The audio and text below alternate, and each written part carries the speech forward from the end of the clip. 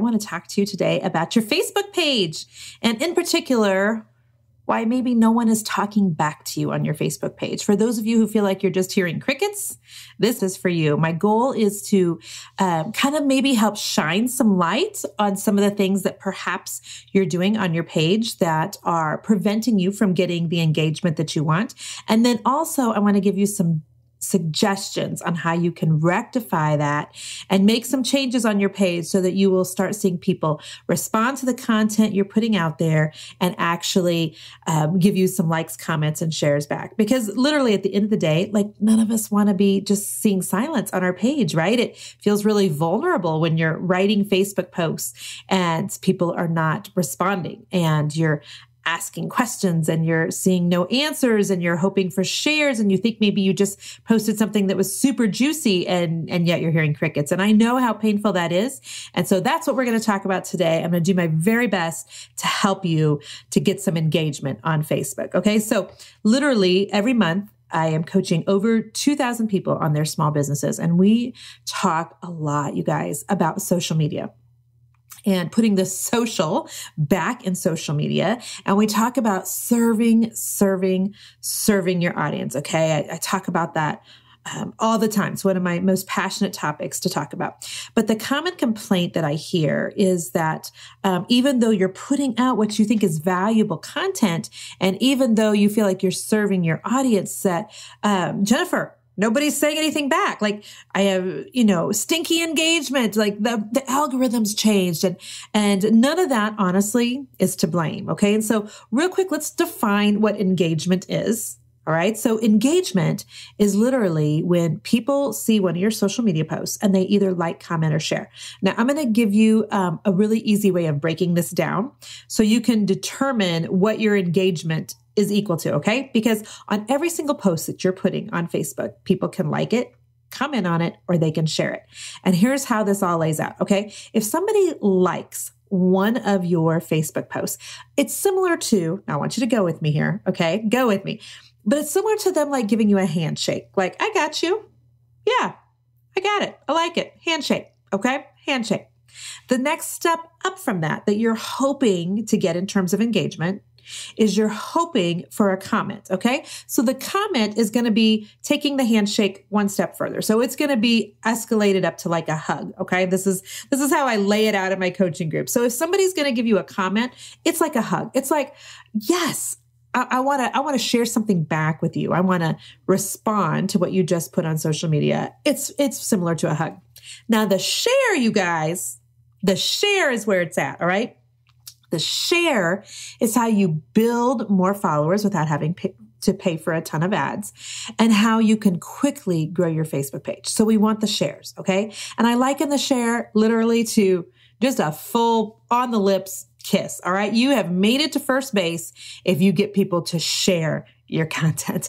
And so I know that that's a little risque way of explaining it, but it really helps people to understand how Facebook works. And I think if you understand how Facebook works, it's easier to determine and to get some sort of a strategy for increasing your engagement. Okay. So we're always going for the likes, the comments, and the shares. And we're hoping to get, all of those are good, but the shares is the very best way of engagement that you can get. The comment is right behind that. And of course, we'll take the likes as well. Okay. So the goal is always engagement. Now, why do you want engagement? This is, I think, a question that we need to make sure that we understand the answer to as well. All right. So here is why you want engagement on your page. And by the way, I looked at my numbers before I did yours. My engagement is almost at 1 million people this last week. Okay. So I feel like I can talk to you in the areas of both building the engagement and then helping you to determine, why do you want it? Well, you want engagement so that you get those high numbers, those high talking about numbers, the high numbers on reach. And the reason that you want those is because when Facebook sees that your page is being talked about a lot, is reaching a lot of people, it will show your content to even more people. So remember when you guys, perhaps some of you had little ones, all right? And do you remember all the books? And back when I was raising my babies, there weren't, podcasts to listen to about getting kids to sleep at night. There was not Audible to listen to things, but I read some books before, we had our first child, and then tried to do refresher courses. But my goal was always, how do I make these babies sleep? Because when the babies sleep, like, mama's happy, right? Okay. How many of you remember the saying, sleep promotes sleep? You guys remember that? And so the theory back when I was raising babies, 10 to 15 years ago, was get your kids to sleep a lot and they'll sleep even more. It's kind of a similar theory, or kind of a similar way of thinking on Facebook, you guys. Facebook is basically saying, when you get people to engage on your post, we're just going to show it more. Like, engagement promotes more engagement. Does that make sense? Just like sleep promoted more sleep, engagement promotes more engagement. So Facebook's algorithms are constantly looking for, are people already knowing, liking, and sharing? Okay. And so that's what they're trying to figure out. And if so, they're going to show your content to so many more people. Okay. So that's why you want really good engagement numbers. And trust me, as the new algorithm has rolled out, over and listen to episode 53, where I talk about the algorithm changes and how the sky is not falling and how you need to not freak out, but how you do need to make sure you are serving your audience in a way that makes sure that your engagement is high. Okay. So we want engagement so that Facebook's going to show even more of our content. So let's talk now about some of the reasons you may not be getting the engagement that you want. Some of the reasons you're perhaps seeing crickets or hearing crickets. Some of the reason you're putting a post up on Facebook and you're anticipating a great response, and literally you're just getting a one-off, two-off, maybe comments back to you. Okay. So number one reason that this may be an issue for you is you might be posting what I call dead-end posts. Okay. So for instance, I have a woman in my inner circle coaching group, and I was telling them yesterday during the Super Bowl, listen, the Super Bowl is an incredible time for you guys to be posting on your social media. It's also an incredible time to be going live on Facebook. And the reason is because is a whole segment of people in this country who are sitting in front of a television and they're watching with one eye, and literally the other one, they're on social media. They're either perusing Pinterest, or they're looking at Instagram stories, or they're surfing through Facebook. And if those are your people, if that's your audience, like, make sure you're giving them content during the Super Bowl. Okay. So I was giving them some ideas on types of content that they could be posting during the Super Bowl. And one precious woman commented and she said, "Thank you so much for these ideas, Jennifer. Normally I would just post, enjoy the Super Bowl today." And I thought about that, and I thought, the problem with a post like enjoy the Super Bowl is it's a dead-end post. There's no reason for anyone to like, comment, or share that, because it didn't invoke any sort of emotion in someone. It's a dead-end statement, enjoy the Super Bowl. And that's it. You're not asking for anybody to interact back with you. Does that make sense? So if you are posting dead-end posts, you cannot be surprised when there's no engagement on them. So we'll talk here in a few minutes about how you can kind of reverse engineer that and what you should be posting. All right. So number one issue with engagement is you might be doing dead-end posts. Number two, you might be just barfing up sales posts. I know that's graphic, but I find that when I phrase it in that way, people are able to wrap their head around exactly what I'm talking about.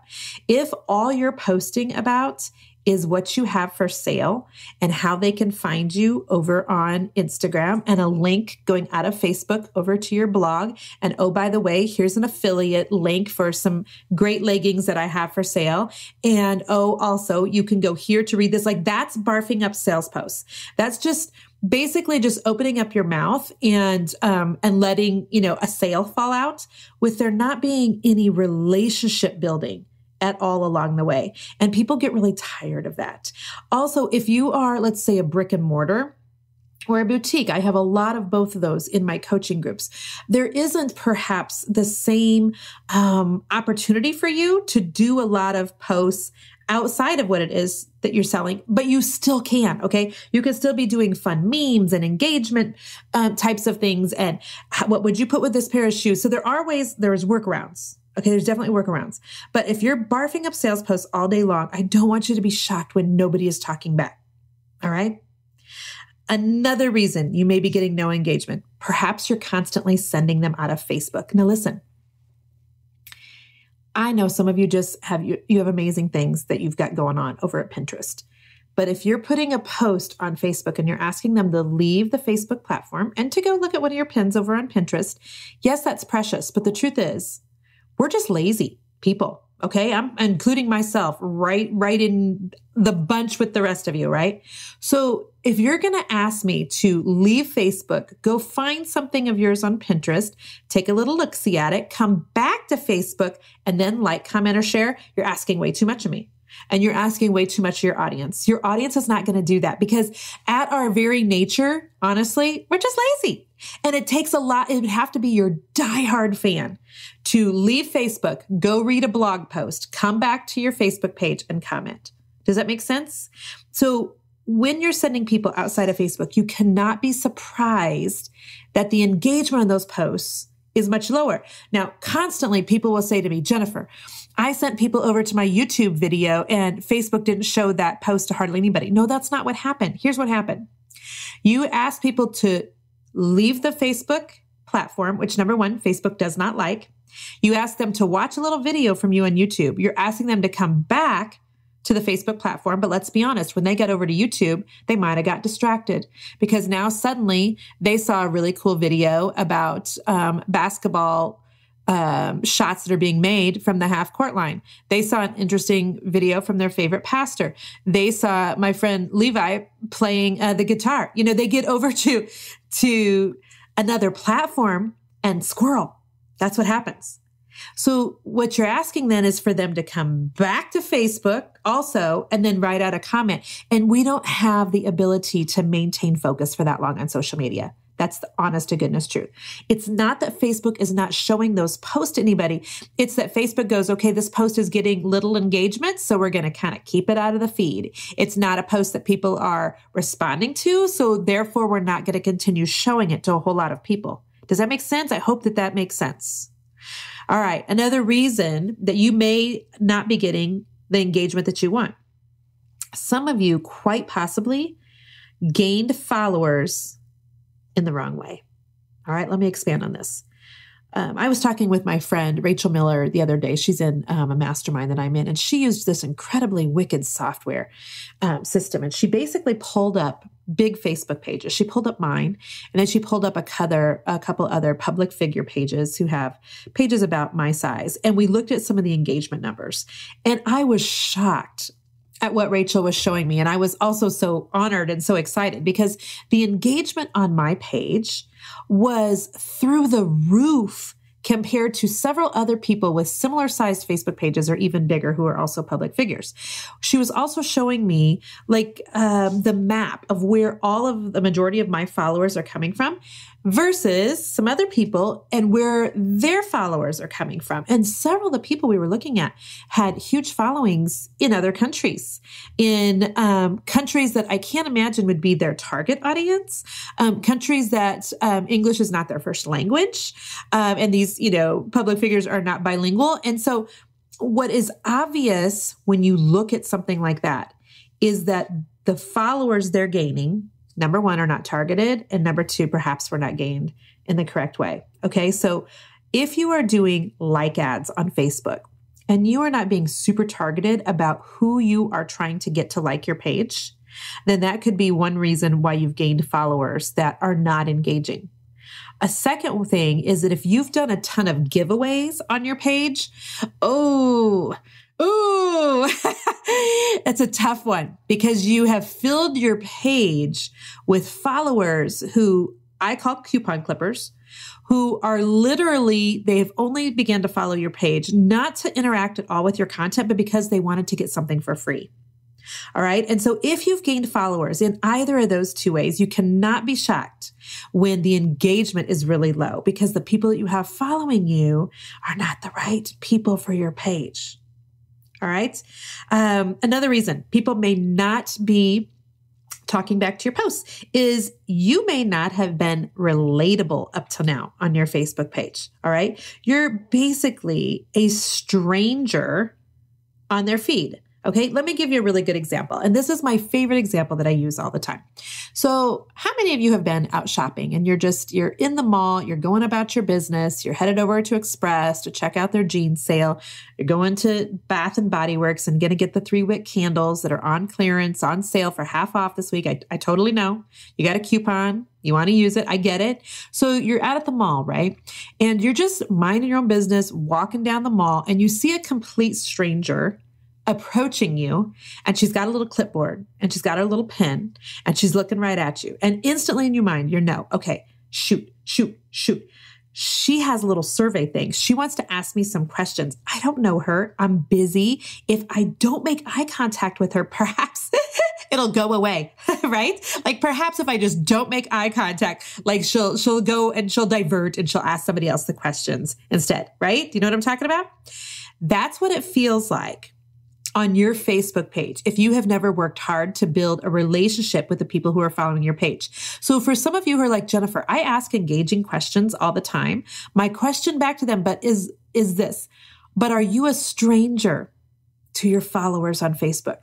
Do they know at all who you are? Do they know at all what you stand for? Do they know at all about your personal life outside of your business? Do they know anything at all about your family, your beliefs, anything other than you barfing up sales posts? Because if they don't know anything else about you, if they don't have a visual on your face, if they've never heard your voice on a Facebook Live, if they've never seen you give a glimpse behind the curtain to your life, and you're asking them questions on your Facebook page, they are never going to answer because you're that strange lady in the mall with the clipboard approaching them, wanting to survey them, and they ain't having it.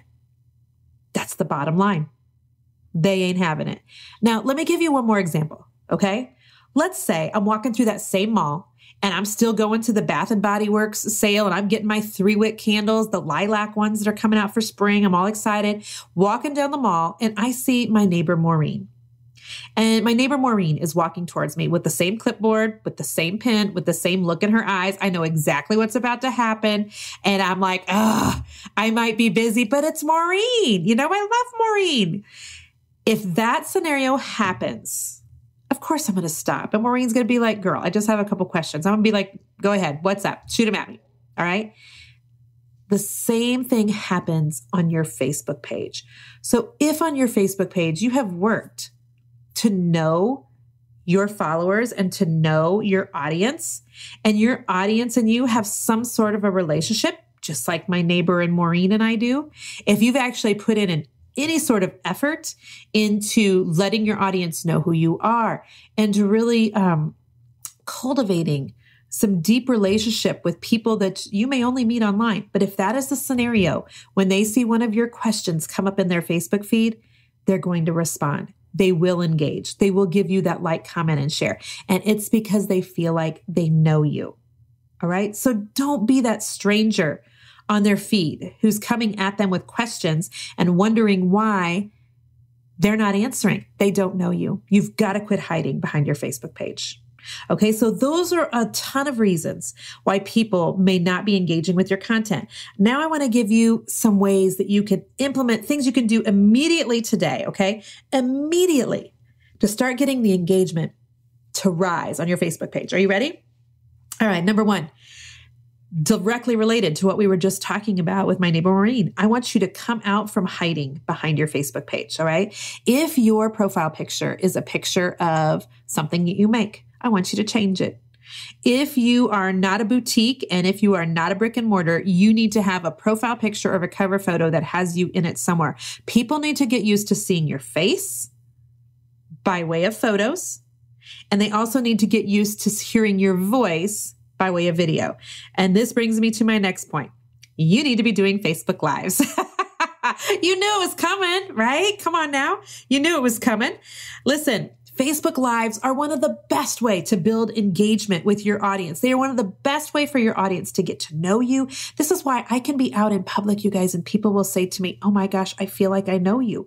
Well, it's because they've seen me show up on my page. And some of you need to quit worrying about the engagement until you show up on your page. And one of the ways you can show up And Facebook has said, if you will show up in this way, I will bless your page. That's literally what Facebook has said practically. I might have just added the word bless, but I will bless your page by way of giving those live streams 6 to 7 times the amount of reach as I would any other post you've done. So when you do what Facebook wants you to do and you go live, you will get so much more engagement. I promise you. If you are stumped at going on live video, if you just can't figure out what the heck would I talk about, Jennifer, nobody's going to listen to me. What would I say? I'm going to feel dumb, etc. I want you to go get a free resource that I have for you right now. Okay. It's my list of 60 Facebook Live ideas that you could go live about even today. And what a lot of people do is they'll just print this list out. They'll put it on their desk. And on days when they're like, okay, Jennifer said I have to go live twice a week, they will literally look through the list and it will inspire them, with some topic that they can go live about. So I want you to go to themagicbrushinc.com/Facebook-live-ideas. It'll also be listed in my show notes, but that's an easy resource for you guys just to all of a sudden maybe trigger some ideas for you of what you could be posting about. Okay. Point number 3, make sure you're doing posts on your Facebook page that are not business related. Come on now. Nobody wants to hear about business all the time. Quit barfing up just sales posts and start actually working hard at building engagement by building relationship. If you could do some posts that are motivating, that are encouraging, that are humorous, that add a little light spot to someone's day, those posts are going to do so much better for you the majority of the time than everything that's business related. So make sure you're posting things that are not about your business. I want you to work really hard on point number 4 to create something that I call the Me Too factor. And I was literally using the words Me Too before that became a hashtag in just the news in recent weeks. But listen, this is what the Me Too factor is. This is when you're posting things about your life or about your business that are so relatable. They're so relatable that somebody on the other side of that iPhone or that PC reads your post and she can't help but think to herself, oh my gosh, girl, me too. Are you kidding me? Me too. And when she feels like saying me too, guess what she does? She likes, she comments, and she shares. Let me give you a great example. I love massages, you guys. Let me just tell you that massage is one of my guilty pleasures. I have been trying to do weekly massages in the last couple of months. It's a great way it's so good for your body and it's really great for me mentally. So just in really making self-care a priority for me in 2018, I'm trying to get massages weekly instead of monthly. Okay. So when I go to get a massage, a lot of times I just look like a hot mess when I leave, you guys. I mean, hair is just, as a curly girl, it is wild. I look like I got into a wrestling match with a polar bear and lost. Okay. So my hair looks nutty. And many months ago, I just took a picture of me coming out of my massage looking whack. Okay. Just looking crazy, just looking like a hot mess. And I did a post on all the things that go through my mind when I'm getting a massage. Okay. These are crazy things. I bet you can relate to them. All right. So I think things like this, things like, okay, the room's so cold. Okay. Thank goodness that she's got the heated blanket on the table. She's rubbing my fingers. I wish she'd spend less time on my fingers and more time on my back. It's all about the back. Oh, finally she's on the back. Thank you, Jesus. She's on the back. I love it when she rubs my back. I'm starting to kind of fall asleep. Like, do you know how you think of all those things when you're in a massage? I really want to stay awake, but I can barely stay awake because it's just so good. And you're thinking about crazy things and you're hoping you're not making weird noises and snoring while you're laying there on the massage table. Am I right? Am I right? You're thinking, oh my goodness, I should have peed before I started the massage, but now we're 3/4 of the way through and I'll be darned if I'm going to ask her to stop for a potty break. I mean, come on. How many of you can relate to this? Yes? Yes? Those last 5 minutes of the massage where you're thinking to yourself, please don't end. Please don't end. Please don't let this be the last 5 minutes. How can I fully enjoy this to every extent? I'm not going to think about anything else but the fact that for the next 5 minutes, it's just, maybe she'll go 6. Maybe there's 7 minutes left. This is the kind of thing that go through my head during a massage. All right. When I posted that on my Facebook page, almost every woman who read it was like, Me too, girl. And they either commented, they shared it, or at the least they liked it, or they tagged one of their friends. All right. So that's a Me Too kind of post where people are like, girlfriend, yes, thank you for saying it. Me too.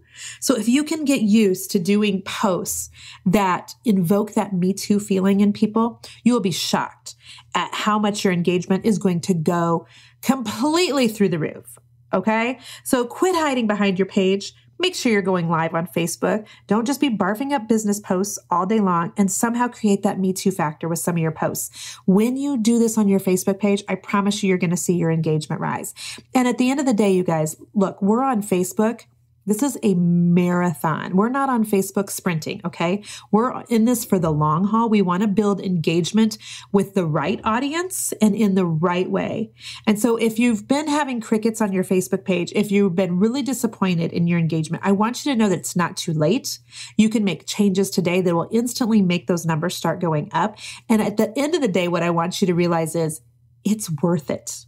It is worth putting effort into building community on your social media platforms and really going deep into relationship there. And your engagement numbers will reflect that effort. I promise you.